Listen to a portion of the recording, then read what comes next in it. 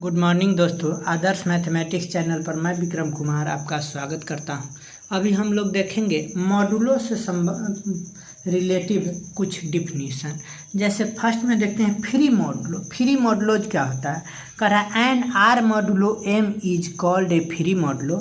कह रहा है एन आर मॉडुलो एम, कोई आर मॉडुलो एम है उसको हम फ्री मॉडुलो कहेंगे if there exist a subset S of M, जो एम का सबसेट एस अगर उसमें एग्जिस्ट कर रहा है सच डैट एस कह रहा है such that S gives M and S is linearly independent.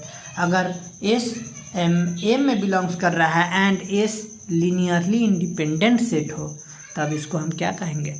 Free modulo कहेंगे।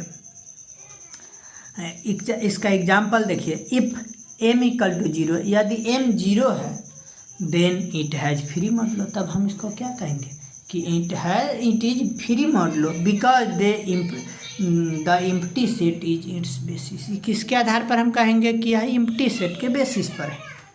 इसके आगे हम लोग देखते हैं सिंपल मॉडुलो क्या होता है। देखिए सिंपल मॉडुलो कह रहा है an R modulo M is simple. कोई भी मॉडुलो कह रहा है एन आर मॉडुलो एम, कोई आर मॉडुलो एम है उसको हम सिंपल कहेंगे if it is non zero and has no sub modulo. यदि वह नॉन जीरो और नो सब मॉडुलो हो अदर देन इटसेल्फ, अपने आप के छोड़ कर, एंड द जीरो मॉडुलो और जीरो मॉडुलो हो तो उसको हम क्या कहेंगे? सिंपल मॉडुलो कहेंगे। इसका एग्जांपल देखिए, an abelian group G not equal to zero. कोई अबेलियन ग्रुप है, अबेलियन ग्रुप के मतलब क्या होता है कि इसमें पांचों लॉ हो, यानी कि क्लोजर एसोसिएटिव, उसके बाद closure associative, existence of inverse, existence of identity, या साथ साथ कम्यूटेटिव लॉ भी होल्ड करना चाहिए। तो वह क्या हो जाता है? Abelian group. तो कह रहा है an abelian group G not equal to zero. क्या होना चाहिए? G not equal to zero होना चाहिए। Is a simple Z modulo, वह सिंपल जेड मॉडुलो इंटीजर का होगा if and only if it cyclic. उसको क्या होना होगा? साइक्लिक ऑफ प्राइम ऑर्डर, वह प्राइम ऑर्डर का साइक्लिक होगा। और इसका दूसरा एग्जाम्पल देखते हैं। देखिए दूसरा एग्जाम्पल कह रहा है a vector space over a division ring. कोई वेक्टर स्पेस का ओवर डिवीजन रिंग पर है R is a simple R, उसको हम सिंपल आर मॉडुलो कहेंगे if and only if it has dimension one, यदि उसका डायमेंशन कितना हो? वन हो। इसके आगे हम देखते हैं एस्चूर लेमा क्या होता है। एस्चूर लेमा कह रहा है let M be a simple R modulo. कह रहा है let M be a simple R modulo and कह रहा है let M be a simple R modulo and N any R modulo, और एन कोई दूसरा आर मॉडुलो है, then every non zero homomorphism, जितना भी नॉन जीरो होमोमॉर्फिज्म है एफ सच दैट एम से एन में इज इंजेक्टिव। उसको क्या होना होगा? इंजेक्टिव, यानी वन वन होना होगा, यानी मोनोमॉर्फिज्म होगा। दूसरा कंडीशन क्या होना होगा? एवरी नॉन जीरो होमोमॉर्फिज्म, जितना भी नॉन जीरो होमोमॉर्फिज्म है एफ सच दैट एम से एन में इज सब्जेक्टिव। इसको सब्जेक्टिव होना होगा, यानी ऑनटू होना होगा, यानी इंडोमॉर्फिज्म होना होगा। दूसरा बात क्या है? Endomorphism R M is a division ring, इसको डिवीजन रिंग होना होगा फिर endomorphism R M is homomorphism of R M से एम में होगा। यही अगर ये तीनों कंडीशन फुलफिल कर रहा है तो हम इसका एस्चूर लेमा कह सकते हैं। इसका हम प्रूफ देखते हैं। Since F not equal to zero, अगर F not equal to zero है इज ए होमोमॉर्फिज्म, तो कह रहा है if since F not equal to zero is a homomorphism, अगर वह homomorphism so kernel of F is a sub modulo. इसका मतलब कर्नल ऑफ एफ क्या होगा? सब मॉडुलो ऑफ एम होगा।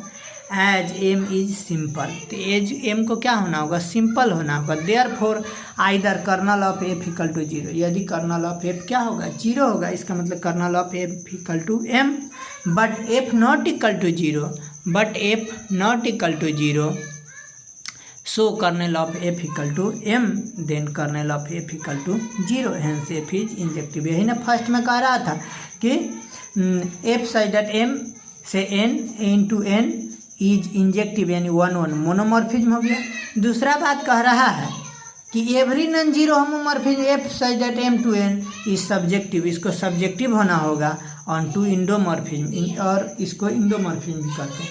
देखिए F is non zero homomorphism, F कोई non zero homomorphism है फ्रॉम एम टू एन, जो एम से एन में है। So imaginary F is also a non zero sub modulo of M and M is simple, और M को क्या होना होगा, सिंपल होना होगा।